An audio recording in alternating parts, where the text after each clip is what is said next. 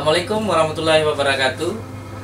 Halo sahabat Adrini, ketemu lagi bersama saya.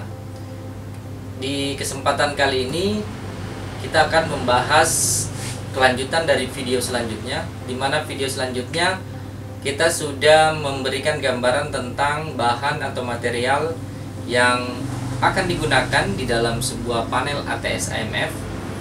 Nah, di video kali ini kita akan menyuguhkan tentang bagaimana komponen-komponen atau material yang sudah kita beli.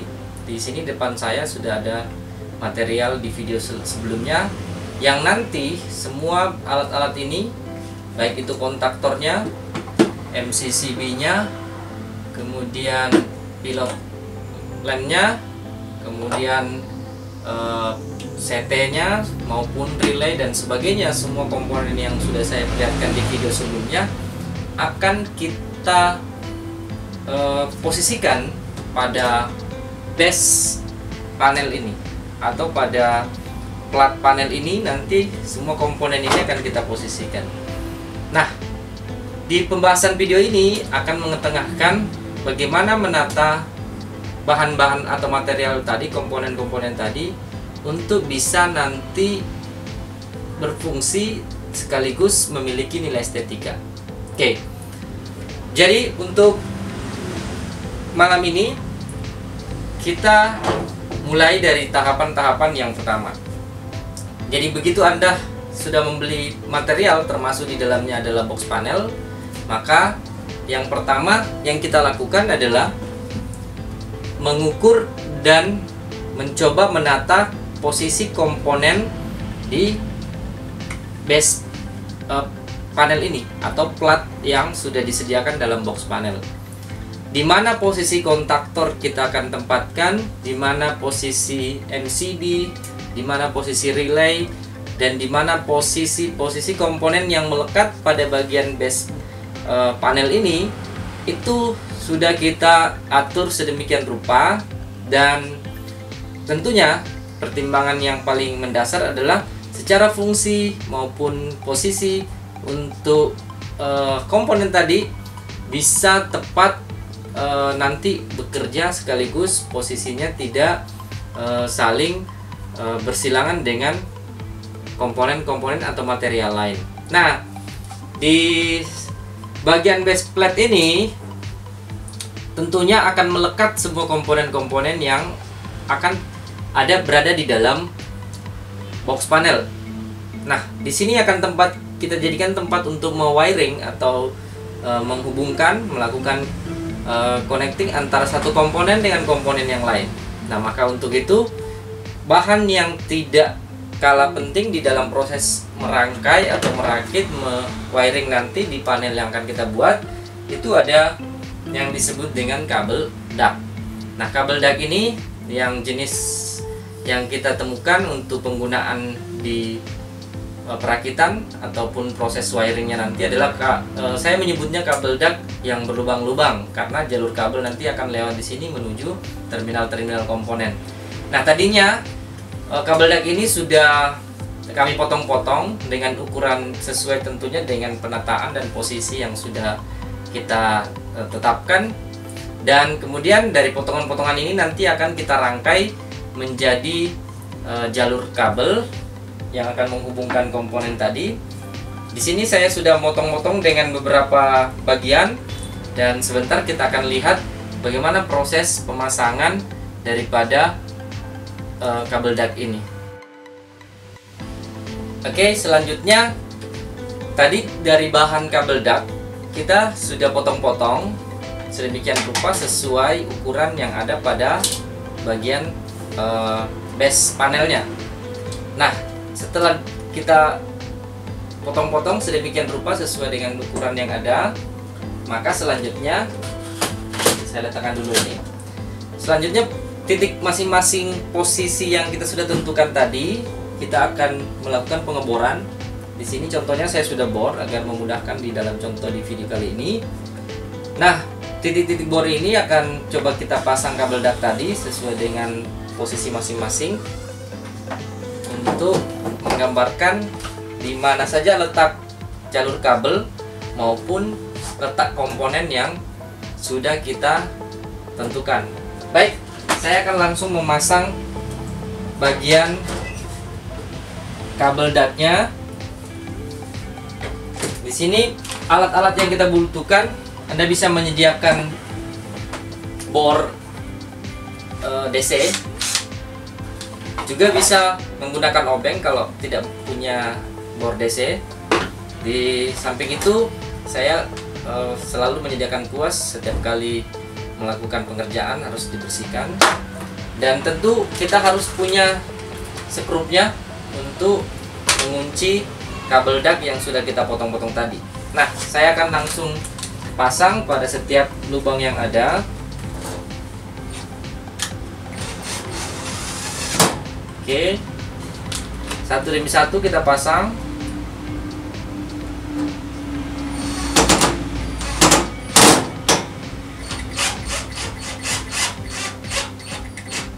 Ini mata obengnya panjangan ya, jadi lompat-lompat.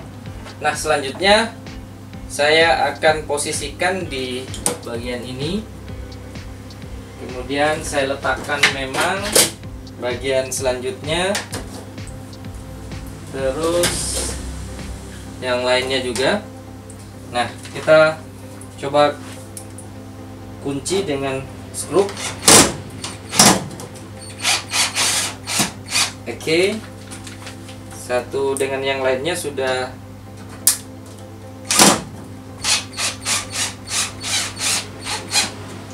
Nah, ada hal yang perlu dipahami di sini, yakni pada bagian ujung dari kabel duct ini kita buat siku agar nanti pertemuan antara kabel duct itu terkesan rapi dan tidak tidak kasar ya.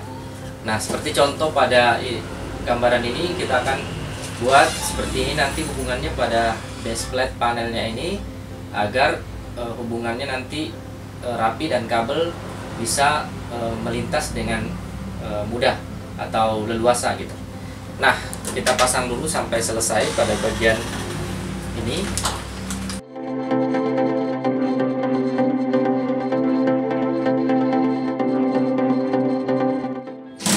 Nah, di bagian samping kiri, kanan, atas, bagian kiri, kanan, atas, bawah, ini saya sudah pasang. Artinya sudah membentuk jalur untuk wiring kabel nanti keliling ya. Jadi bisa dari jalur mana. Sekarang saya akan pasang pada bagian tengah ini untuk jalur lintas kabel nanti ke kaki-kaki komponen. Oke, kita pasang dulu ya.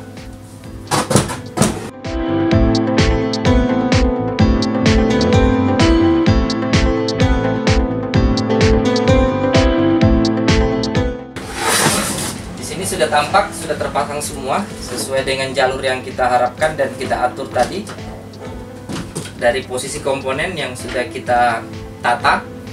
Nah, kali ini langkah selanjutnya kita akan memasang rel komponen. Rel komponennya. Rel komponen ini nanti jadi tepat tentunya untuk komponen-komponen itu melekat seperti ini, yang yang komponen yang menggunakan DIN rail. Nah, di sini ada beberapa banyak komponen yang akan kita pasang, tapi terlebih dahulu kita akan memasang DIN railnya. Oke, selanjutnya jika sudah terpasang semua kabel duct sesuai dengan posisi yang saya gambarkan tadi, selanjutnya kita akan memasang rel komponen ini untuk memposisikan nanti komponen-komponen yang sudah kita tata di awal, kita atur sedemikian rupa. Nah, saya akan mulai dari posisi komponen vital.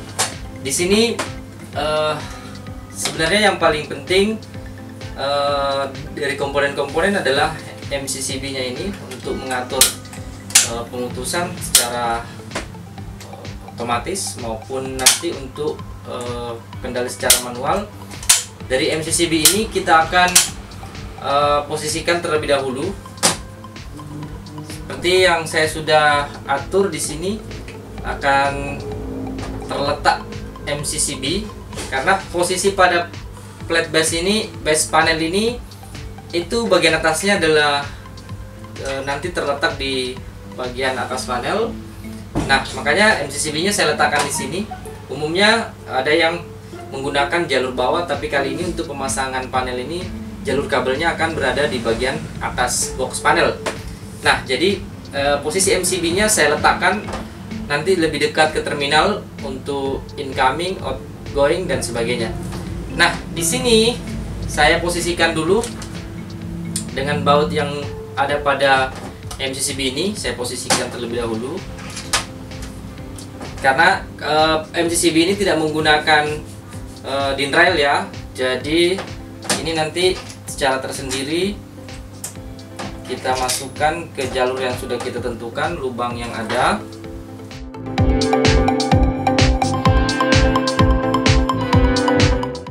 Nah, ini sudah terkunci. Di bagian sini saya akan meletakkan rel komponen untuk bagian komponen-komponen utama pada bagian ATS ini.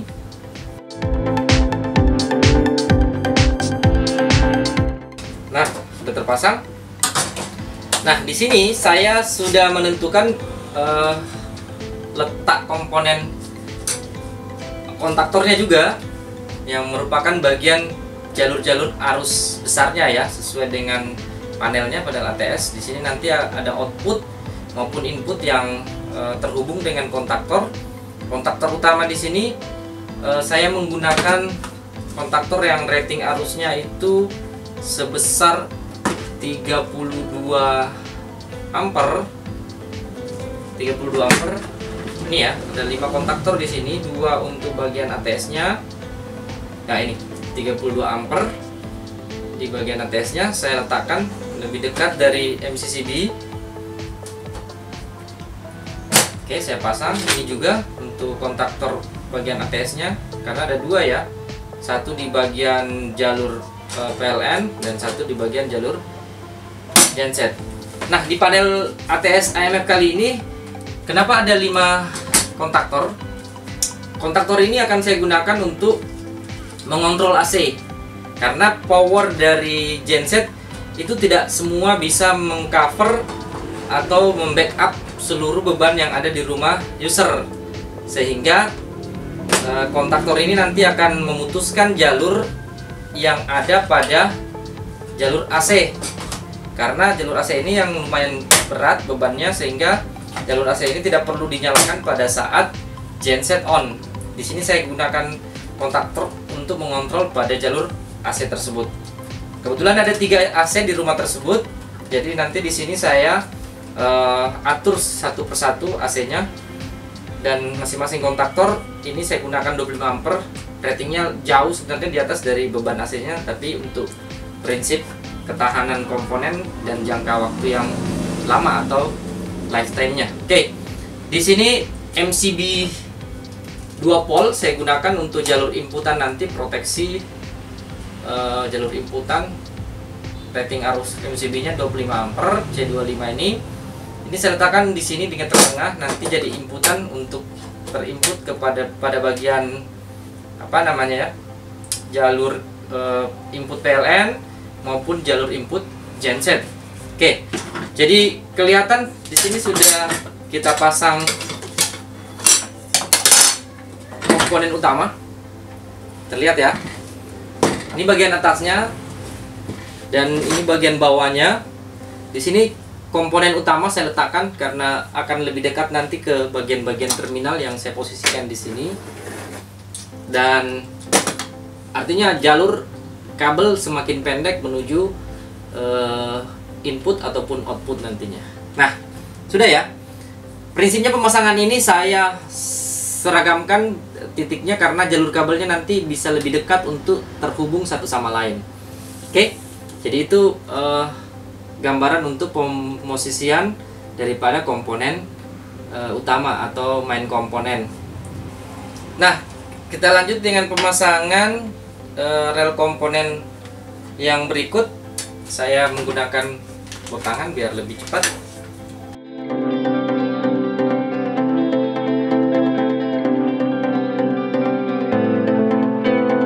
Nah, di sini saya punya material charger dari salah satu brand.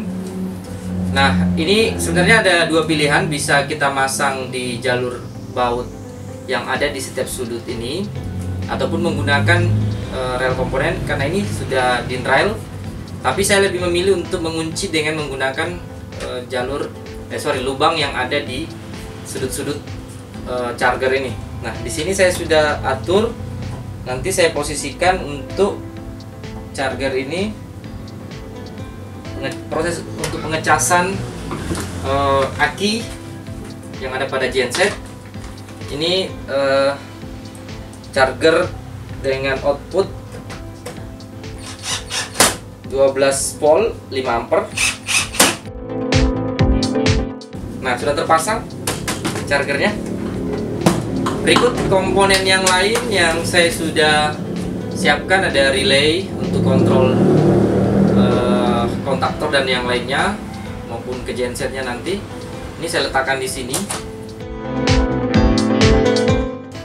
Nah, ini sebagian besar komponen yang harus melekat di base panel ini sudah masuk. Di sini saya belum posisikan untuk terminal input ataupun outputnya. Paling tidak untuk bagian utama dari ATS. Nanti di sini akan saya buat spare untuk MCB ke jalur output atau ke beban. Ini untuk nanti persiapan beberapa banyak jalur beban, sehingga di sini saya masang cukup panjang rel komponennya. Namun di video kali ini saya tidak memperlihatkan karena MCB-nya belum tersedia. Hanya pada bagian ATS-nya aja sudah dilengkapi, ataupun untuk bagian panel ATS IMF-nya sudah kita lengkapi. Ada charger, ada kontaktor tadi, ada MCB input dan ada kontak MCB output, dan ada relay control. Nah, seperti ini gambaran video ataupun tutorial kali ini yang kami bisa perlihatkan. Selanjutnya dari komponen yang tersisa ini masih ada, akan saya tunjukkan pemasangan dan bagian yang ada di front panel atau bagian depan panelnya.